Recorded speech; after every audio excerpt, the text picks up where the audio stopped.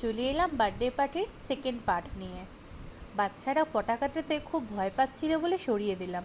এই যে দেখুন এখন কত খুশি হয়ে কেকটা কাটছে। কেকটা কিন্তু সত্যি খুব সুন্দর ছিল, জানেন তো। যে কেকটা কাটতে কাটতে ভাবছে কখন খাবো একটু কেকটা। খেতে আমার ছেলে খুব ভালোবাসে, জানেন তো। কিন্তু মিষ্টিটাকে অতটা দিই না, হাইপার অ্যাক্টিভিটিটা অনেক বেড়ে যায়। এই যে একটুখানি কেক ওকে খাওয়ানো হচ্ছে। এবার ও বাবাকে খাইয়ে দেবে। আমি আছি ক্যামেরার পেছনে, তাই আমাকে আর আপনাদের সাথে দেখাতে পারলাম না। এই যে কেকটাকে দেখছি, যে কেকটা কি দিয়ে তৈরি।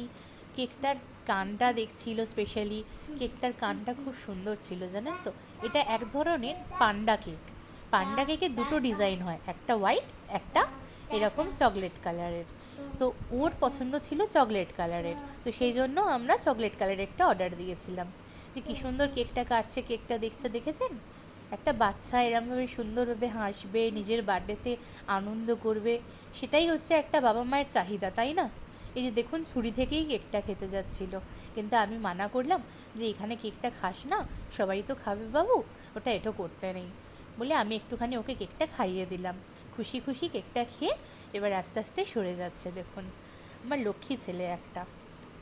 এবারে দেখুন আমাদের বার্থডেটা শেষ হয়ে গেল, গিয়ে ছেড়ে দিয়ে আসছি। আমাদের বাড়িতে এসেছিল, আমার শ্বশুরবাড়ির সবাই এসেছিল, তাদেরকে আমি ছেড়ে দিয়ে এলাম আমরা গিয়ে। কিন্তু একটা জিনিস কি জানেন তো, এত মন খারাপ লাগে।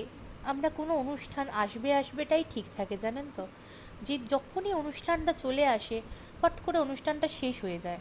আর শেষ হয়ে যাওয়ার পরে না, সত্যি মনটা প্রচণ্ড খারাপ হয়ে যায়, জানেন তো। আর আমার সাথে থাকবেন, আমাকে সাপোর্ট করবেন।